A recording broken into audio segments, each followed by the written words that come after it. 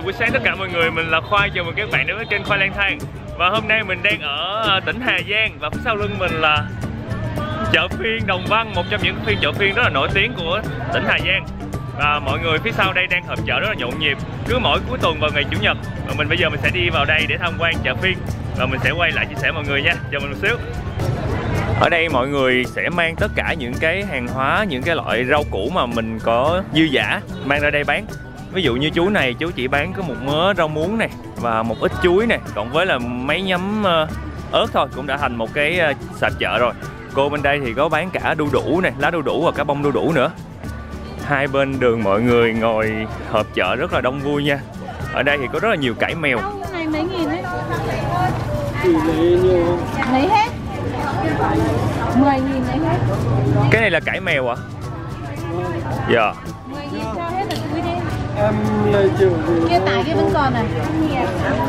Hả? Cô đó đang trả giá cái sạp rau của chú đó là 10.000 đồng, sẽ lấy hết đống rau rất là lớn. Ở bên đây mình thấy có hạt dẻ đúng không? Dạ. Bao nhiêu một ký hạt dẻ vậy cô? 40.000 một ký mà còn sống hả? Dạ.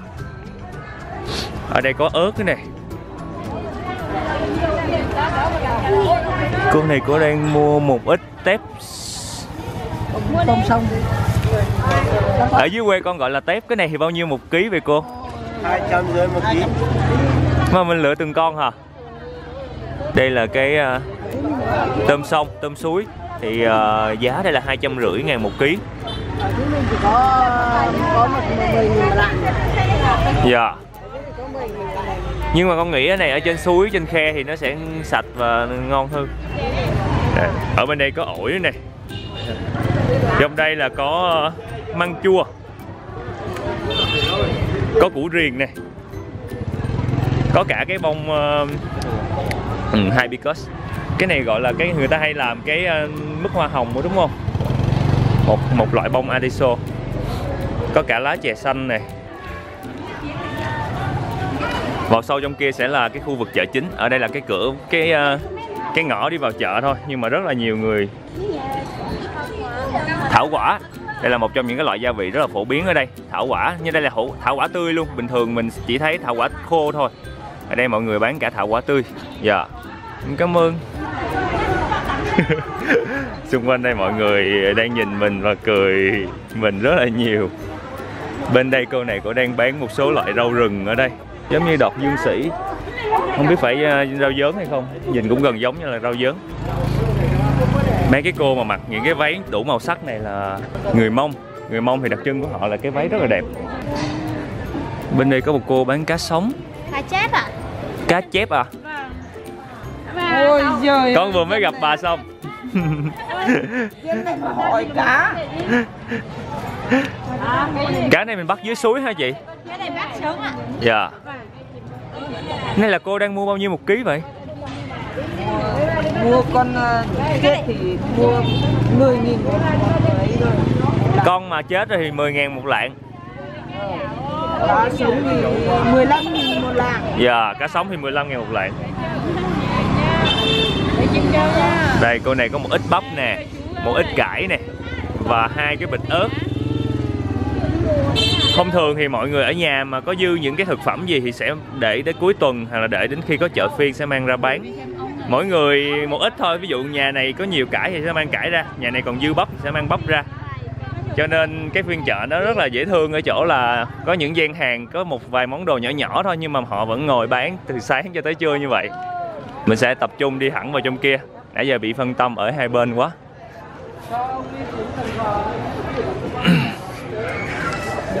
Ở bên đây có cả lê nè và hạt ốc chó. Có bán mấy con thỏ con nữa. Ôi sao cái thanh long ở đây nhỏ xíu hả? Thanh long, ruột đỏ, hồng, cam, đu đủ, bưởi, chuối. Đây mua lê đi. Ồ, lên Lê bao nhiêu một ký à? 10.000 một ký. Lê này là mình hái ở đâu? Mình trồng hay mình hái ở đâu? Trồng ở trên... Mình hái ở xã này mà. Em nhớ là mùa lê vừa mới hết tháng trước rồi mà. Sao cậu? Mình sẽ mua khoảng 2 trái thôi. 2 trái này chắc cũng tầm gần 1 ký đó. Bự ha. 2 trái vừa vừa thôi, không lấy trái bự đâu. mất nát rồi. Như này, nó mất nát rồi tụi nhiều chút xíu. Đây là ốc chó. Cái này là còn sống rồi chứ. À, sống mà. Ốc chó này bao nhiêu một ký? 80.000 một ký. 80.000 một ký. Dạ. Mới chôm chút chôm biết thế tao. Chưa sỏi mà mới chưa. Bữa hổm mình ở trên nhà của anh Đành á, thì hai vợ chồng anh đó có cho mình ăn lê. Lê trên đây rất là ngon và tươi, không có nhiều chất bảo quản đâu, cho nên mình sẽ mua một ít lê để mang về khách sạn ăn. Và nó còn cái cám kiểu như là mới vừa hái trên cây xuống vậy đó, để mình gửi tiền. À, cổ đang đi qua bên kia nhờ cân giùm.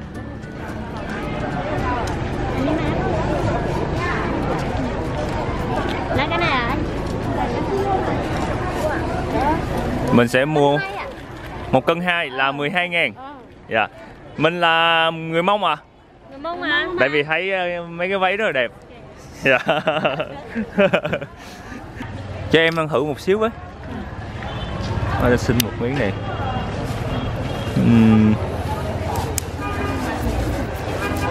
Rồi, cảm ơn. Ngó chỗ đi chưa? Béo quá. Lấy cái này à? Cái này nó loại nhỏ nhưng mà nó lại béo và thơm hơn. Còn cái này loại lớn nó không thơm bằng. Mình sẽ lấy 2 kg này. Vâng. Nó khá là nhẹ nha, nên 2 kg chắc là sẽ nhiều lắm á. Cái này là Tí xíu vào trong kia mà có người bán rẻ hơn là đem ra đây bắt đền đó nha. Ôi nhiều quá vậy. Một bọc lớn. Vì vừa mới đi vào đầu chợ thôi đã tha một đống đồ rồi. Ở đây họ có bán mấy con thỏ con này. Họ dùng cân chung mà. Dạ. anh đi nhé. Rồi, cảm ơn. Đây là lê chỉ vừa mới gọt ra tại chỗ luôn. Lê này vị rất là đậm nha. Và nó còn kiểu hơi hơi cái vị chát chát của lê. Cái này còn để chín hơn được nữa đúng không? Cái này nó còn hơi xanh đúng không? Nên nó sẽ hơi cái vị chua chua và chát chát nhiều hơn. Mà vị rất là đậm và tươi và mọng nước á, nó không có bị xốp giống như lê trong miền Nam Sài Gòn mình hay ăn đâu. Mình sẽ đi thẳng vào trong kia. Đây là lần thứ 2 mình bảo cái câu này rồi.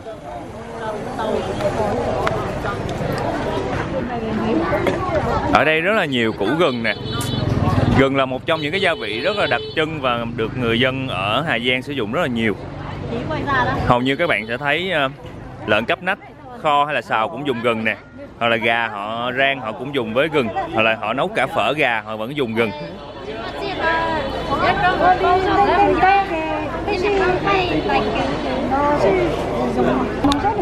Mọi người có thấy cái cô đó cổ đang xe cái sợi vậy không? Đó là sợi lanh á, sợi lanh để mà dệt nên cái thổ cẩm của người Mông rất là đẹp. Cái sợi lanh này có bán không ạ? Thôi cổ không hiểu tiếng của mình rồi. Cái sợi lanh này mình có bán không?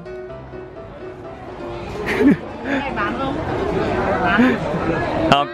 Chắc sợi lanh này cổ chỉ mang theo để cổ xe trong lúc mà cổ rảnh rỗi thôi, chứ cổ không có bán đâu. Mọi người có thấy các cô gái Mông không? Họ lúc nào trên tay cũng sẽ xe cái sợi lanh. Tại vì cái việc mà dệt vải lanh nè để may trang phục là một trong những việc truyền thống của người phụ nữ Mông. Cho nên khi nào rảnh rỗi là họ lại lấy sợi lanh ra, họ xe như vậy.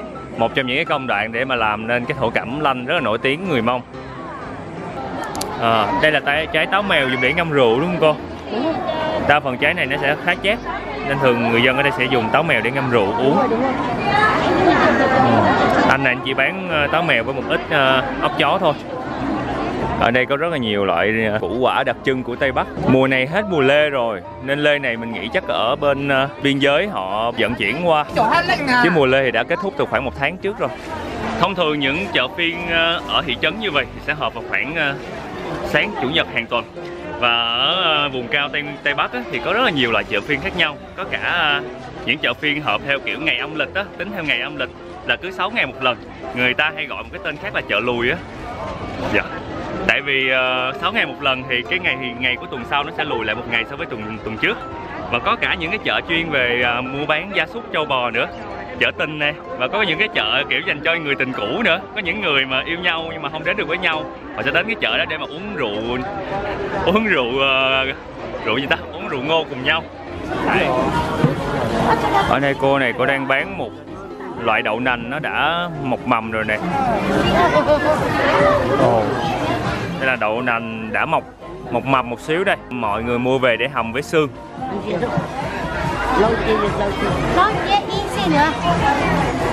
Và có một cô đang bán bánh bao ở đây. Màu trắng là bánh bao, còn cái màu này là bánh bò. Mình sẽ mua bao nhiêu một cái à? 2.000 một cái. 2.000 một cái. Mình sẽ mua một cái bánh bao và một cái bánh bò ăn thử. Cho em một cái bánh bao, một cái bánh bò đi ạ. Bánh bò là ăn nguội hả? Bánh bò ăn nguội ạ. Còn bánh bao ăn nóng. Dạ. Bánh bao này là không có nhân. Vâng, bánh bao này có nhân. Cho em một cái có nhân đi, một cái bánh bao có nhân và một cái bánh bò. Chỉ có bánh bao có nhân cũng 2.000 một cái luôn. Chỉ có 2.000 một cái thôi. Mình sẽ mua 2 cái và ăn thử. Mình vừa mới mua được một cái bánh bao và một cái bánh bò của cô phía sau này. Bánh bò là một trong những cái món ăn khoái khẩu của mình, chỉ có 2.000 một cái thôi. Khá là thơm. Ủa, con gà nó kêu đằng kia. Mình sẽ ăn thử cái bánh bò trước đã.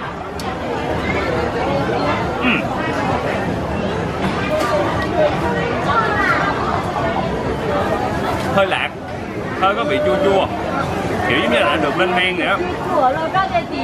Và nó khá là dẻo và hơi xốp, giống như là họ đã cái bột bánh bò mà nó kiểu lai lai với bánh bao và bánh bò của mình vậy đó. Bánh bò của Việt Nam mình thì nó kiểu sẽ hơi rễ tre và nó dẻo hơn, còn đây bánh bò này nó xốp hơn. Nó sẽ nở ra giống như là bánh mì hoặc là bánh bao chứ nó không có rễ tre giống như bánh bò trong Nam mình hay ăn. Có thể là do loại men khác nhau và cái vị nó cũng sẽ hơi chua một xíu. Còn đây là bánh bao này cũng chỉ có 2.000 một cái thôi. Có nhân ở trong. Mình sẽ ăn thử nha. Nhân thịt bằm rất là thơm mùi hành.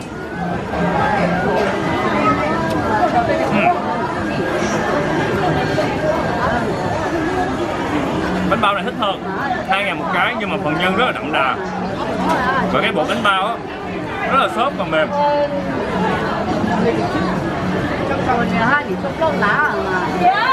Trong đây còn có thêm một chút củ sắn nữa. Nói chung là cái vị bánh bao này rất là đặc biệt. Cái nhân họ nêm nếm rất là đậm đà nha và rất là thơm cái mùi hành tím trong này. Mình sẽ mua thêm bánh bao để ăn. Còn cái bánh bò này thì nó hơi lạ so với khẩu vị của mình, cho nên mình sẽ ăn để cho biết thôi. Bây giờ mình sẽ đi tiếp một vòng khu chợ này nữa để kiếm xem có cái gì ăn hay không. Nãy giờ đi toàn là trái cây, chưa có kiếm được nhiều đồ ăn. À, cô đang bán một cái xương móng hổ. Cái xương hổ này dùng để làm thuốc.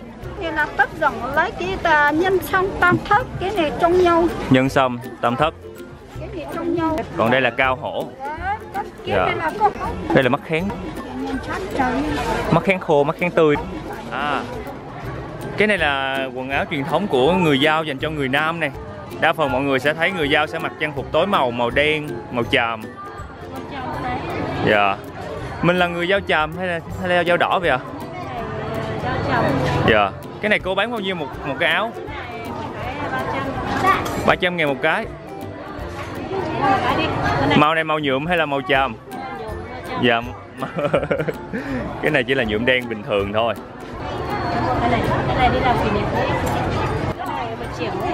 Cái là nhuộm chàm đúng không cô? Đây, mọi người có thể thấy nè. Cái màu chàm nó sẽ hơi có cái màu xanh xanh tím tím hơn cái màu đen. Cái này khác một tí. Cái này thì nhuộm công nghiệp, còn cái này là nhuộm chàm theo kiểu truyền thống.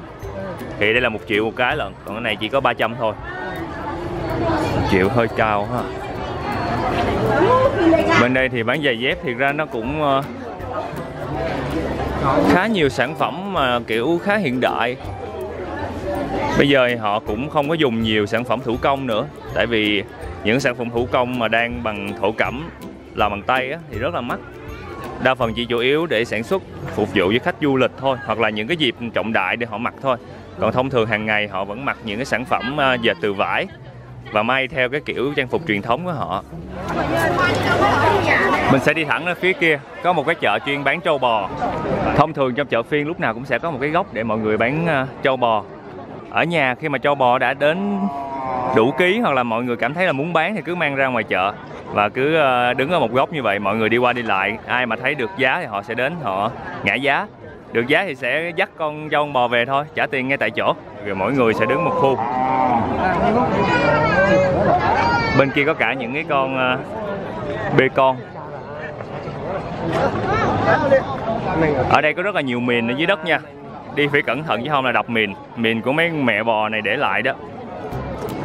Mọi người có thể để ý là ở trên chợ phiên Đồng Văn á, thì người ta bán bò nhiều hơn là trâu. Thực ra cũng có trâu nhưng mà ít thôi. Chủ yếu là vì con trâu nó không có chịu được lạnh, không chịu được khí hậu ở trên này. Và con trâu nó cũng cần rất là nhiều nước. Mà nước là một trong những cái tài nguyên quý hiếm ở Đồng Văn. Cộng với cái địa hình núi đá nó cũng không phù hợp với con trâu nữa. Thành ra là mọi người ở đây nuôi bò nhiều hơn là nuôi trâu là vậy. Góc trên kia có cả heo nữa, mình sẽ đi lên kia coi mấy con heo cắp nách, mấy con heo nhỏ nhỏ rất là dễ thương.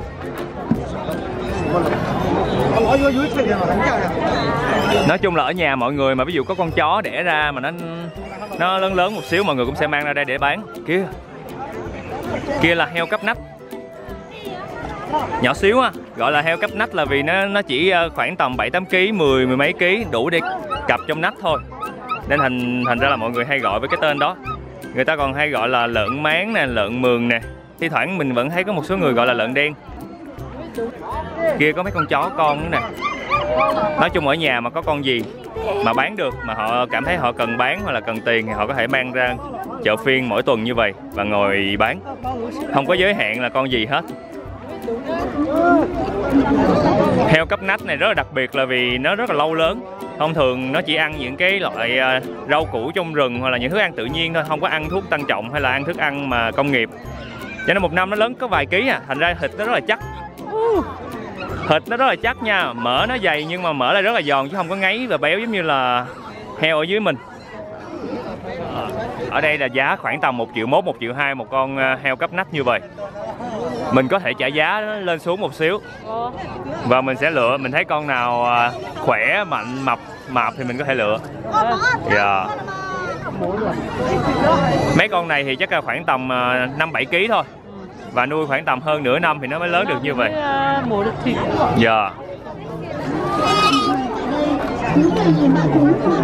Một con heo cắp nách mập hù lù đã bị bắt về nhà. Đây. Gọi là cắp nách nhưng đa số ở đây mình thấy người ta lấy dây kéo đi thôi. Nhìn giống như là đang kéo một cái con dễ thương quá, nó không chịu đi về kìa. Trên đỉnh đầu mỗi con heo các bạn thấy nó có một cái xoáy không? Ví dụ như con bên đây này, nó có một cái xoáy trắng ở trên đỉnh đầu. Đông quá, bây giờ mình sẽ đi lên trên kia cao hơn một xíu. Lúc nào mà cái khu chợ gia súc trâu bò nó cũng sẽ đông và nhộn nhịp hơn bình thường. Tại vì có mấy tiếng của mấy mẹ heo kêu ét ét nữa. Ở đây thì có mấy con chó con. Giá cả sẽ tầm vài trăm ngàn, cho nhiều khi mọi người có thể có những loại chó tới 1-2 triệu, vài triệu một con ở trên đây cũng có luôn. Bán đây nè. Muộn rồi, bán cho bà đi. Cái đó là bao nhiêu một con vậy bà? Đang đòi 600. 600 ngàn một con ha. Đấy. Dạ.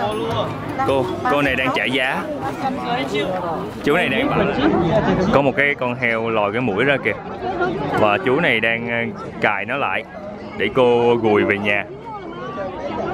Cô cũng khá lớn tuổi rồi ha. Và ở đây mọi người gùi hàng giống như là một cái việc rất là quen thuộc mỗi ngày. Đây.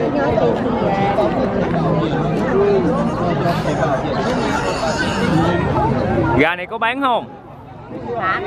Bao nhiêu một con? Hầu hết ở đây mọi người sẽ nói giá hơi cao một xíu. Và mình sẽ kiểu trả qua trả lại, thấy được thì mua. Mọi người cũng vui vẻ thôi chứ không có khó chịu gì.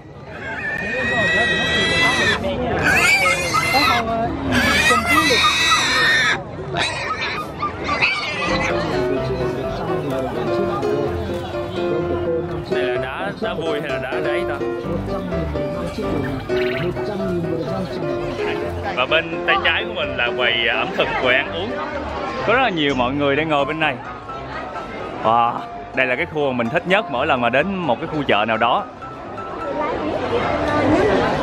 Từ bên đây dọc qua tuốt tới bên kia là đều là hàng quán ăn uống. Mình sẽ vào trong này và xem có một số món gì đặc biệt và mình sẽ giới thiệu với mọi người. Ở đây có một quầy xôi ngũ sắc của cô này.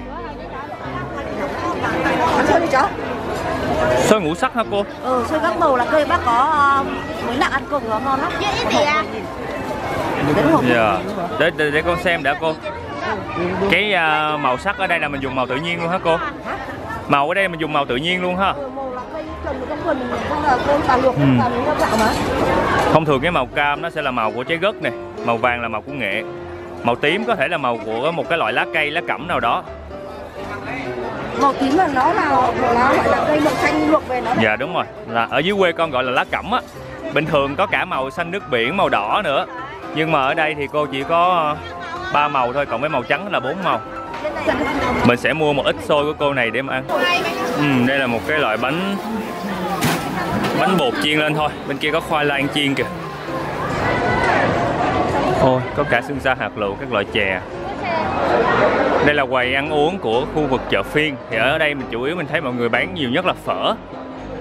Mình đang tìm mấy món truyền thống như là mèn mén thì vẫn không thấy. Phở và ở phía cuối kia có một chỗ bán thắng cố. Chắc sẽ ăn thử thắng cố ra sao. Chứ phở ở đây thì mình cũng ăn khá nhiều lần rồi. Cái chỗ nào mà các bạn thấy mọi người đàn ông tập trung rất là đông và vừa ăn vừa uống rượu thì thường chỗ đó sẽ là thắng cố.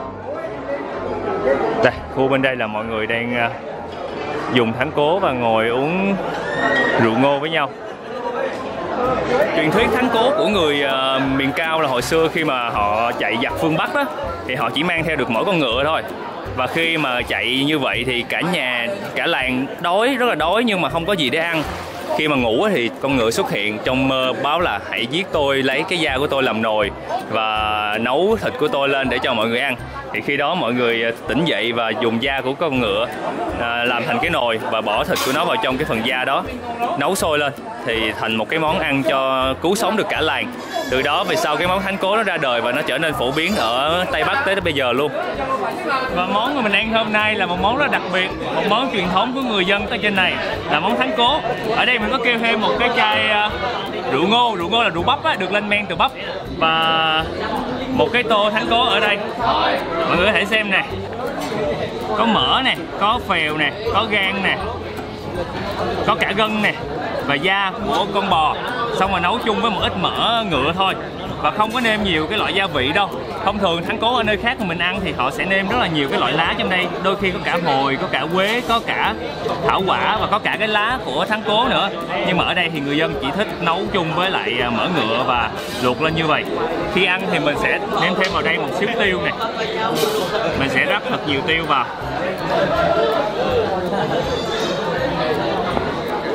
một xíu bột ớt cho cay cay cho dễ ăn, và bỏ vào đây một tí muối. Tại vì trên đây họ chỉ nấu lạc thôi, người dân trên đây họ thích lạc như vậy, ai muốn ăn sao thì nêm vào. Tùy theo mỗi nơi, tùy vào mỗi vùng ở Tây Bắc mà người ta sẽ nấu cái món thắng cố khác nhau và gia vị cũng sẽ khác nhau. Trộn lên nha.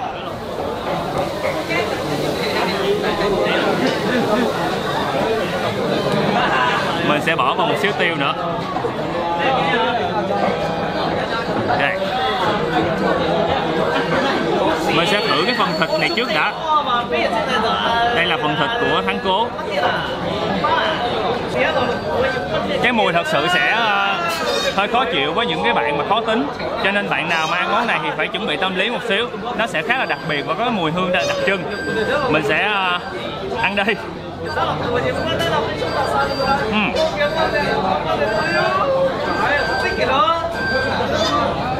Thịt bò khá là dai và rất là béo nha, món này rất là béo.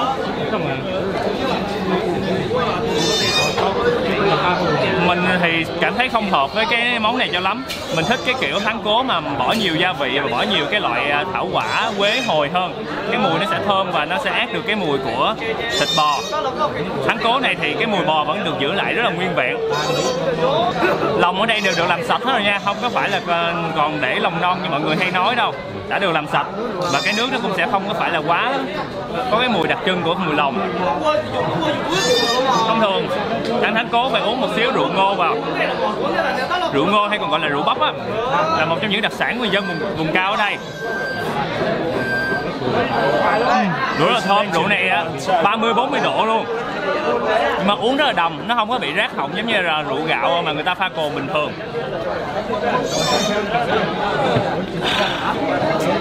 Thắng cố ăn vào thì nó sẽ có cái mùi đặc trưng, nhưng mà khi mà uống cái rượu ngô này vào á thì nó sẽ rất là dễ ăn hơn rất là nhiều. Bạn nào mà có đi chợ phiên á thì nhớ ghé vào cái khu ẩm thực của chợ phiên. Lúc nào ở cuối khu thường sẽ có một cái quầy bán thắng cố như vậy, có một cái chảo thắng cố lớn và xung quanh có rất là nhiều cô chú, kể cả các cô các dì luôn, ngồi tụm lại một cái nồi thắng cố lớn và mọi người sẽ cùng ăn chung, dùng muỗng và ăn chung trong một nồi như vậy. Sau đó ngồi uống rượu ngô cho tới trưa tới chiều, là một đặc trưng văn hóa rất là thú vị để mà thử qua. Bây giờ thì mình sẽ tập trung ăn tiếp và mình sẽ dành thêm nhiều thời gian để mà đi khám phá xung quanh khu Đồng Văn mình đang ở.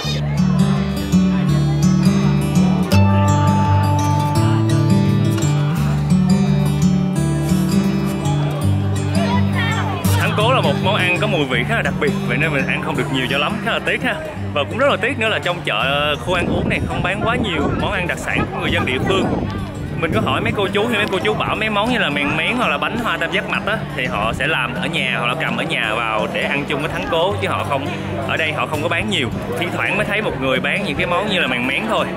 Thôi để một cái dịp nào khác mình sẽ đến một cái chợ phiên khác và hy vọng sẽ tìm được thêm nhiều món ăn đặc sản người dân nơi đây. Bây giờ mình sẽ đi dọc tham quan chợ một vòng nữa rồi sẽ đi ra ngoài để mà tham quan những cảnh đẹp này nha.